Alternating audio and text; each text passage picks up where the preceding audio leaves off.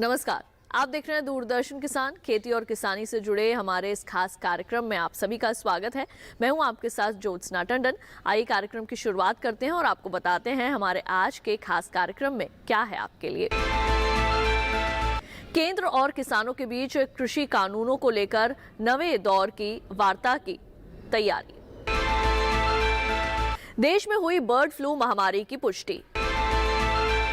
खरीफ विपणन सीजन 2020-21 के न्यूनतम समर्थन मूल्य का हुआ क्रियान्वयन।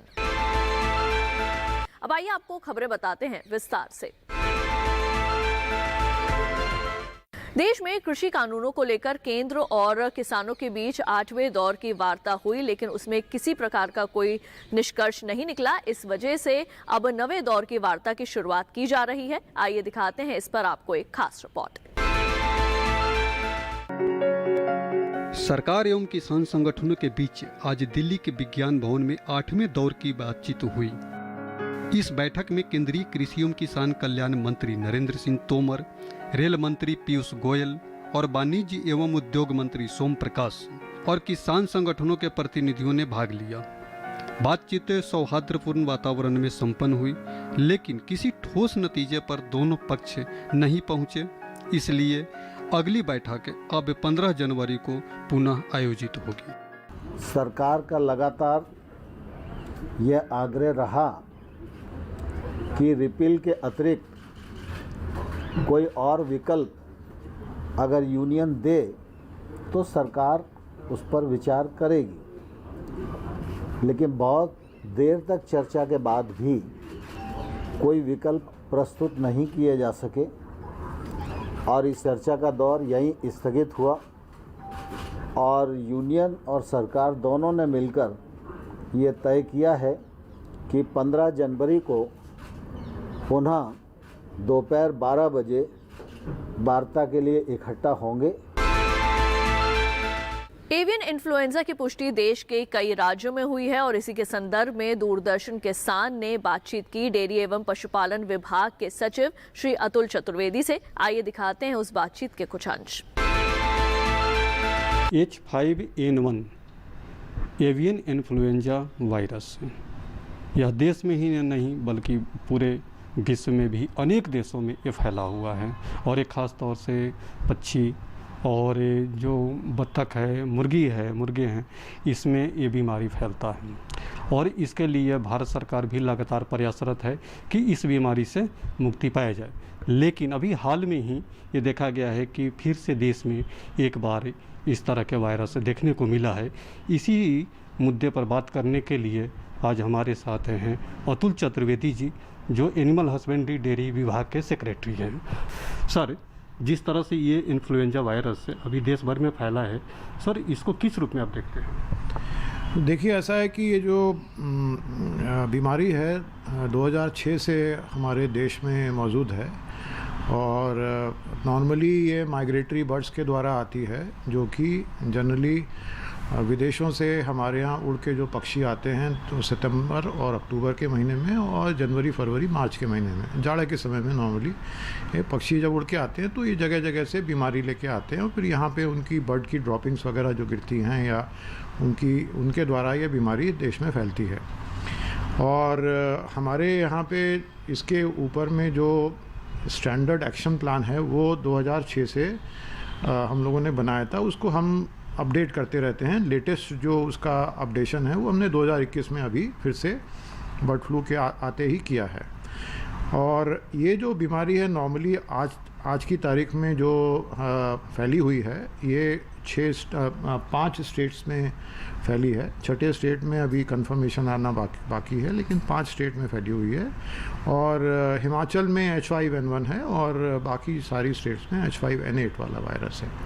तो कई तरह के प्रोटीन H और N तरीके के प्रोटीन होते हैं, उनका कॉम्बिनेशन अलग अलग तरीके का होता रहता है। उसकी वजह से ये बीमारी आती है और इस बीमारी का पिछले 10 से 15 सालों में जब से ये बीमारी इस देश में है, ये बीमारी पक्षियों से मनुष्यों में आज तक पिछला कोई रिकॉर्ड नहीं है कि मनुष्यों में ये ट्रांसमिट हुई है। सर, जैसा आपने बताया कि 2006 में भारत में इसका पहला देखा गया।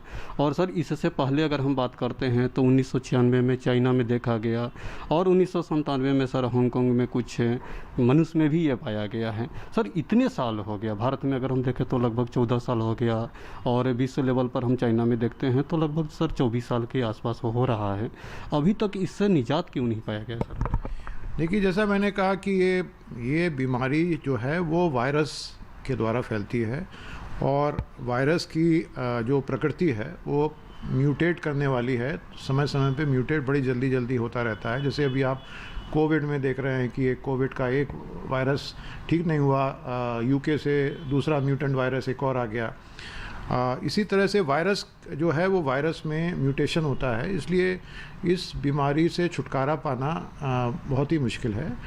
इसके अभी तक कोई उस तरह का जो बीमारी के लिए जो चिकित्सा हैं उसके लिए स्टैंडर्ड एक प्रोटोकॉल है और हर देश में इस बीमारी को उसी तरह से हैंडल करते आए हैं। उसी तरह से इसके लिए जो भी कंट्रोल मेजर्स लेने होते हैं या प्रिवेंटिव मेजर्स लेने होते हैं वो सब हर देश लेते हुए आए हैं और आज की तारीख में हम लोग भी वही मेजर्स ले रहे हैं जो रिक्वायर्ड हैं। इसमें जहाँ पे बीमारी के लक्षण पाए गए हैं और कंफर्म हुई है टेस्ट रिपोर्ट, वहाँ 1 किलोमीटर रेडियस में इन्फेक्टेड जोन डिक्लेयर किया गया है और 10 किलोमीटर के एरिया में सर्विलेंस जोन डिक्लेयर किया गया है। और सर्विलेंस जोन में हमें इंटेंसिव सर्विलेंस करने की ज़रूरत है और इन्फेक्टेड जोन में हमें और भी ज़्यादा सावधानी बरतने की ज़रूरत है। और अगर उस 1 किलोमीटर रेडियस में कोई पोल्ट्री फार्म है या डक फार्म है तो वहाँ पे जो पक्षी हैं उनको मारने की ज़रूरत है, कलिंग करने की ज़रूरत है और कलिंग करके और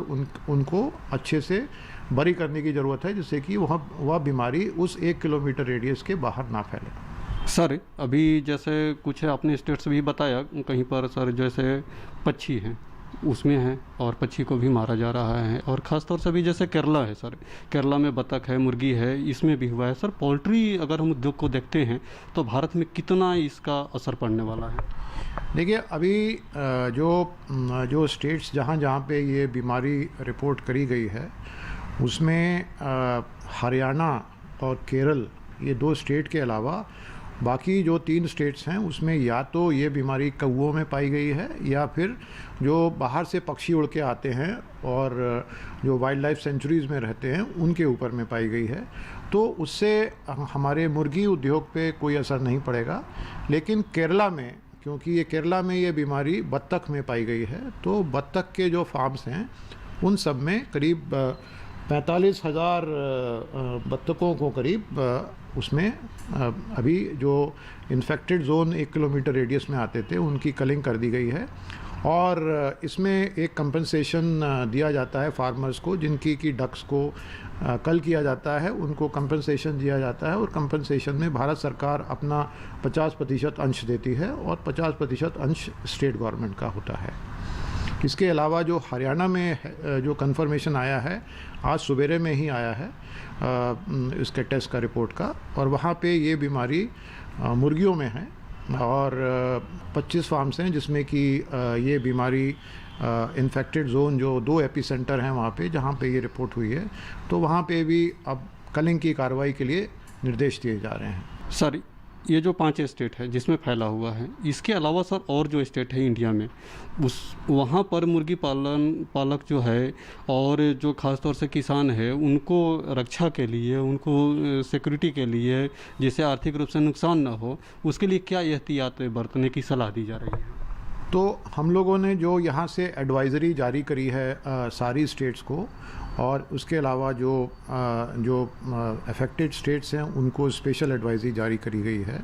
उसमें यही कहा गया है उनको कि सर्विलेंस रखें। अगर कोई अननेचुरल डेथ, अप्राकृतिक अगर डेथ कोई नोटिस होती है तो उसकी रिपोर्ट फ़ौरन वहाँ के वेटनरी डिपार्टमेंट या अगर वो जंगल में है तो वहाँ के फॉरेस्ट डिपार्टमेंट या वाइल्ड लाइफ डिपार्टमेंट को उसकी सूचना दी जाए, जिससे कि उस पक्षी का टेस्ट किया जा सके, और अगर उसमें कंफर्म्ड है बीमारी पाई जाती है तो उसके लिए जो इन्फेक्टेड एरिया हैं उन सब में जो कार्रवाई करनी है उसके लिए एक एक्शन प्लान तय किया गया है। उस एक्शन प्लान के मुताबिक उसमें कार्रवाई करें। इसके अलावा हम लोगों ने यहाँ पे सेंट्रल गवर्नमेंट में एक कंट्रोल रूम भी खोला है और उस कंट्रोल रूम से हम पूरे दिन भर हर स्टेट से रिपोर्ट ले रहे हैं, फॉरेस्ट डिपार्टमेंट से रिपोर्ट ले रहे हैं, हेल्थ डिपार्टमेंट से रिपोर्ट ले रहे हैं कि इसके ऊपर में क्या जो सावधानियां बरतनी है वो बरती जा रही हैं कि नहीं, जो कार्रवाई करनी है कंट्रोल के लिए या प्रिवेंशन के लिए वो करी जा रही है कि नहीं।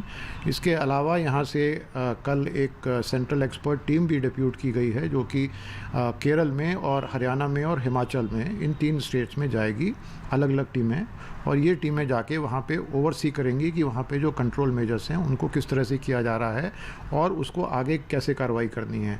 जहाँ तक सवाल है कि जिन स्टेट्स में इसका कोई इफ़ेक्ट नहीं है उनको भी सतर्क किया गया है।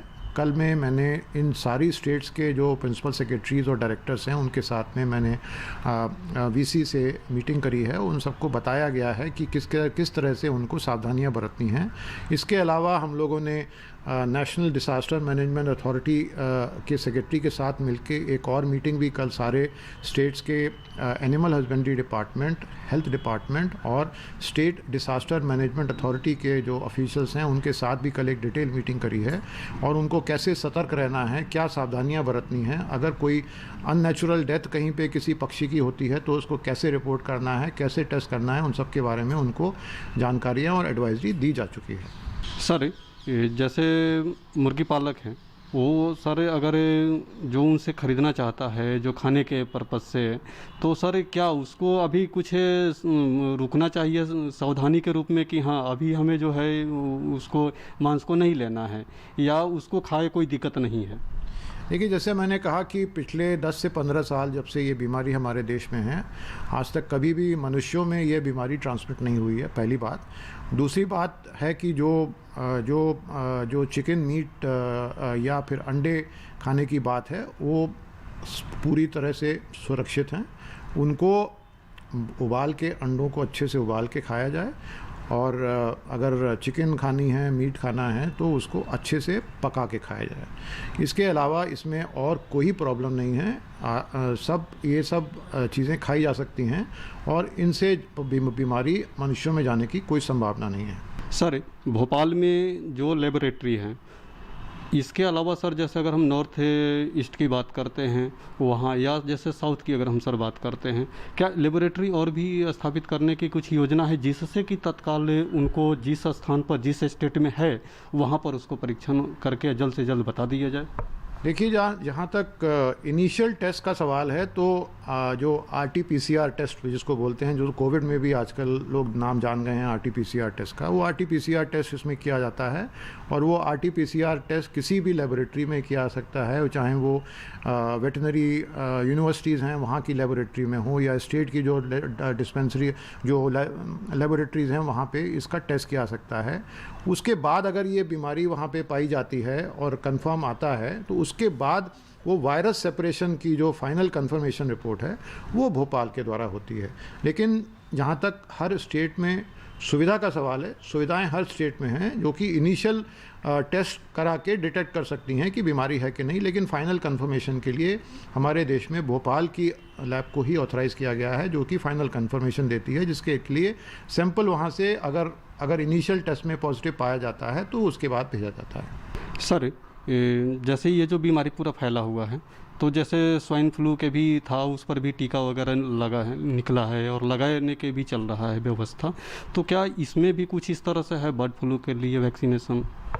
नहीं, इसमें अभी तक यहाँ पे कोई ऑथराइज टीका अभी तक इस बीमारी के लिए नहीं बना है, इसलिए इसमें अभी कोई टीका लगाने का कोई प्रयोजन नहीं है। अगर ये बीमारी, जैसे मैंने बताया कि अगर कंफर्म होती है किसी एरिया में तो उस एरिया में 1 किलोमीटर रेडियस में जितने भी पक्षी, अगर कोई प्राइवेट फार्म्स है या सरकारी फार्म है तो कलिंग करी जाती है, और अगर जंगल का एरिया है तो वहाँ पे सर्विलेंस करी जाती है कि देखा जाए कि कोई और पक्षी अगर मरा हुआ पाया जाए तो उसको इमीडिएटली वहाँ पे दबा दिया जाए और उसको मतलब ज़मीन के अंदर गाड़ दिया गया जाए। और इसके अलावा ऐसी कोई और इसमें रोग के लिए दूरी करने के लिए और कोई इसमें आवश्यकता नहीं है।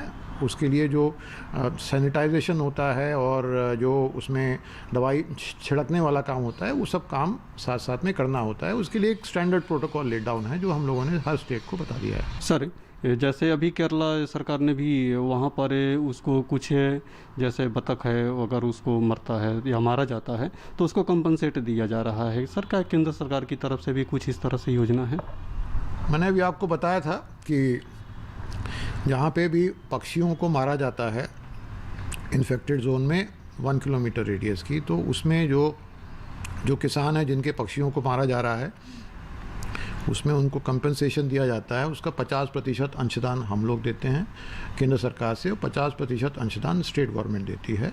और ये जो अमाउंट है ये अमाउंट उस फार्मर को जिसके कि पक्षियों को मारा जा रहा है उनको दिया जाता है। ये खाली अभी आज की तारीख में हमने केरल में किया है। अब हरियाणा में क्योंकि आज रिपोर्ट हुई है वहाँ पे भी अब कलिंग के ऑपरेशन जारी होगा और वहाँ पे जब कलिंग ऑपरेशन होगा तो वहाँ पे भी ये कंपनसेशन का 50% हम लोग देंगे केंद्र सरकार से। कार्यक्रम में वक्त हो चला है एक छोटे से ब्रेक का। जल्द लौटेंगे वापस, कहीं मत जाइए, देखते रहिए दूरदर्शन के साथ।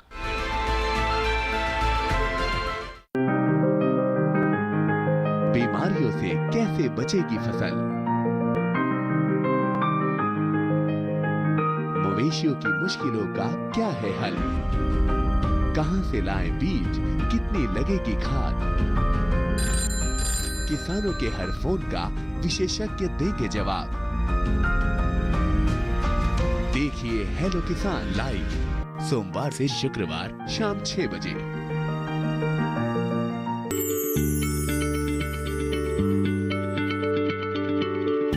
क्या आप किसी बीमारी से परेशान हैं? चाहते हैं डॉक्टर की सलाह? तो हम हैं आपके साथ, बताएंगे आपको जीने की राह। समस्याएं आपकी, समाधान देश के मशहूर विशेषज्ञों के। घर बैठे बात करें देश के जाने माने डॉक्टरों से। हमारे लाइव प्रोग्राम स्वस्थ किसान में हर शनिवार शाम 6 बजे से 7 बजे तक। ब्रेक के बाद एक बार फिर आप सभी का स्वागत है हमारे खास कार्यक्रम में। आइए बढ़ते हैं आगे और आपको देते हैं कुछ और विशेष जानकारियां। खरीफ विपणन सीजन 2020-21 के लिए न्यूनतम समर्थन मूल्य पर खरीद जो है वो जारी है। आइए दिखाते हैं इस पर आपको एक खास रिपोर्ट। खरीफ 2020-21 के लिए धान की खरीद पंजाब, हरियाणा, उत्तर प्रदेश, तेलंगाना, उत्तराखंड, तमिलनाडु, चंडीगढ़, जम्मू और कश्मीर, पश्चिम बंगाल जैसे राज्यों, केंद्र शासित प्रदेशों में सुचारू रूप से चल रही है। पिछले वर्ष के 401,76,000 मीट्रिक टन की तुलना में इस वर्ष 500,07,000 मीट्रिक टन से अधिक धान की खरीद की जा चुकी है। वर्तमान में जारी केएमएस खरीद संचालन के तहत 94,414 करोड़ 80 लाख रुपए मूल्य की खरीद की गई है और इससे लगभग 64,25,000 किसान लाभान्वित हुए हैं। राज्यों से प्रस्ताव के आधार पर तमिलनाडु, कर्नाटक, महाराष्ट्र और आंध्र प्रदेश राज्यों से मूल्य समर्थन योजना के तहत 51,66,000 मीट्रिक टन दलहन और तिलहन की खरीद के लिए मंजूरी दी गई थी। सरकार ने अपनी नोडल एजेंसियों के माध्यम से मूंग, उड़द, मूंगफली की फली और सोयाबीन की 2,67,020.86 मीट्रिक टन की खरीद की है, जिससे 1,43,258 किसान लाभान्वित हुए हैं। 3 जनवरी 2021 तक 52 करोड़ 40 लाख रुपए के एमएसपी मूल्य पर 5,089 मीट्रिक टन कोपरा की खरीद की गई है। कोपरा और उड़द के संदर्भ में अधिकांश प्रमुख उत्पादक राज्यों में दरें एमएसपी से अधिक है।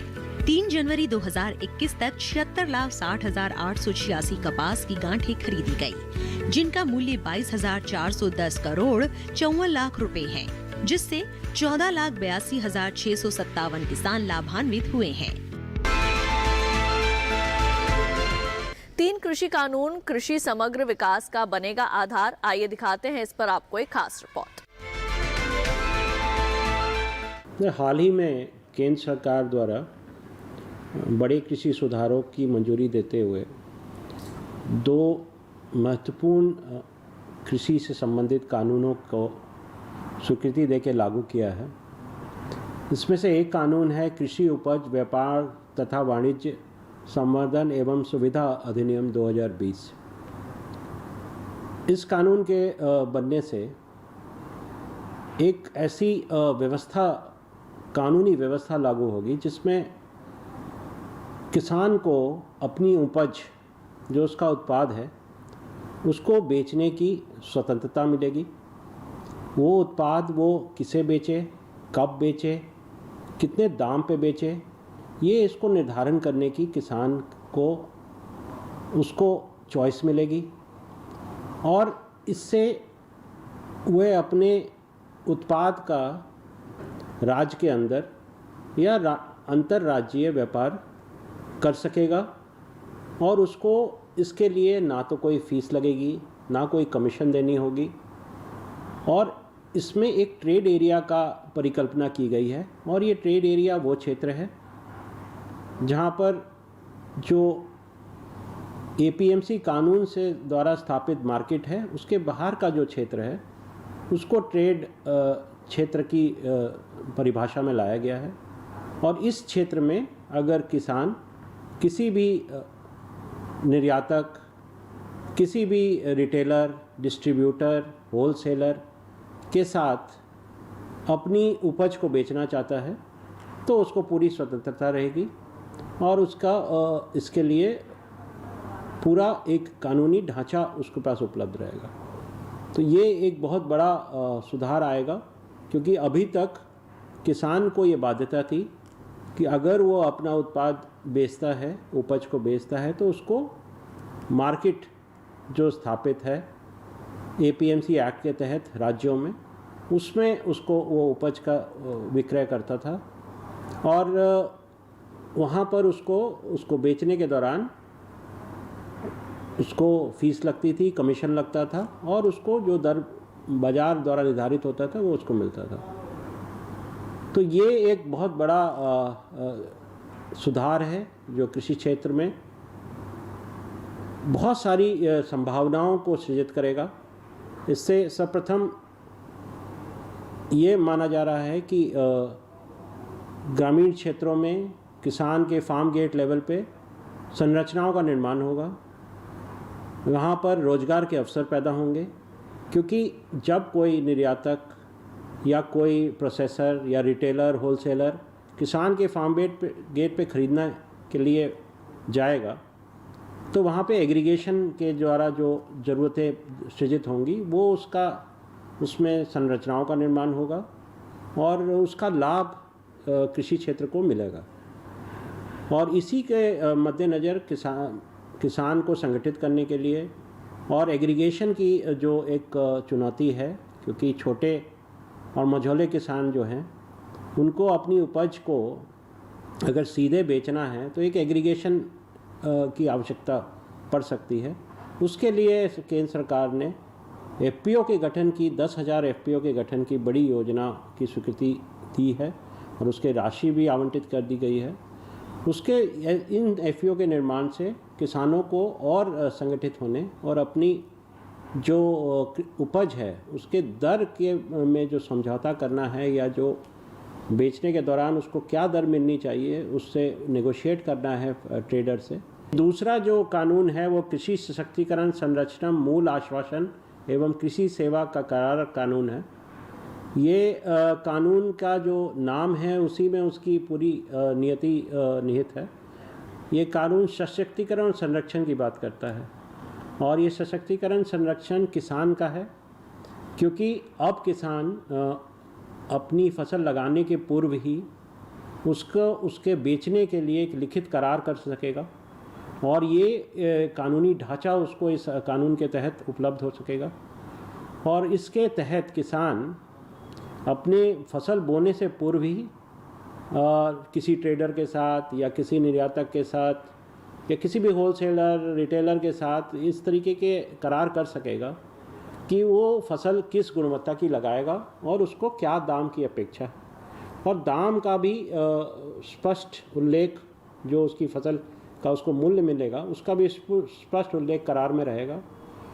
इससे दो तरीके की चीज़ें का एकदम फ़ायदा पहुंचेगा किसान को। एक तो उसको अपनी उपज लगाने से पहले ही एक मूल्य की गारंटी हो जाएगी, मिलेगी, उसको एक आश्वासन मिलेगा मूल्य का, और बाज़ार के जो उतार चढ़ाव होते हैं उससे उसको संरक्षण मिलेगा।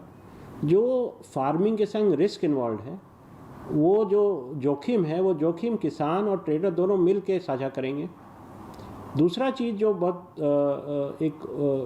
देखा जा रहा है कि एक संभावनाएं सृजित होंगी कि किसान वैसी फसल लगा सकेगा जिसके लिए मार्केट में उसको अधिक मूल्य मिलने की संभावना है, और उसके लिए जो आदान है या जो टेक्नोलॉजी है, जो तकनीक है, वो उसको ट्रेडर और जो भी स्पॉन्सरर है उसके माध्यम से वो उपलब्ध हो सकेंगी। ये सब करार का अभिन्न अंग बनेंगे, और इससे जो एक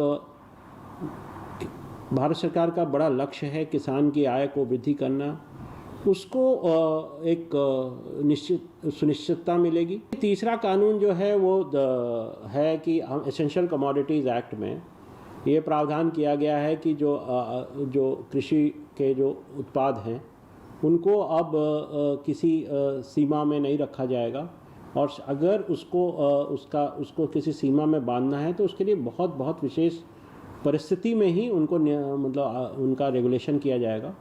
और वो रेगुलेशन वॉर की स्थिति हो या कोई प्राकृतिक आपदा हो, बहुत ही कठिन प्राकृतिक आपदा हो, तो वैसी परिस्थितियाँ आदि परिस्थितियों में ही उनका रेगुलेशन होगा। अन्यथा कृषि क्षेत्र में जो उत्पाद उसमें आइडेंटिफाइड हैं उनको उसमें किसी तरीके का रेगुलेशन से छूट दी गई है। तो ये भी एक बहुत बड़ी चीज़ है, क्योंकि देखिए पहले जो इस चीज़ों से जो रेगुलेट हम करते थे जितना अधिक, उससे क्या होता था कि जो लोग इस क्षेत्र में निवेश करना चाहते हैं या संरचनाएं स्टोरेज में, प्रोसेसिंग में, कोल्ड चेन में, तो उनको हमेशा जो एक स्टोरेज के संबंध में जो रेगुलेशन की बाधाएं थी वो उनको अवरुद्ध करती थी, उनकी प्रतिकूल सोच बनाती थी।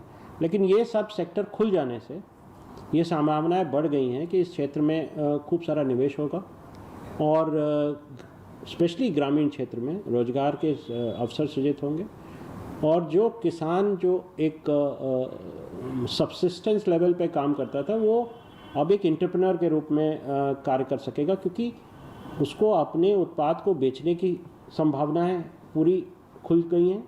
उसको उत्पाद को लगाने के पूर्व ही करार करने की संभावनाएं कानूनी रूप मिल गया है। तो हमारे आज के खास कार्यक्रम में केवल इतना ही। मुझे दीजिए इजाजत। आप देखते रहिए दूरदर्शन किसान। नमस्कार।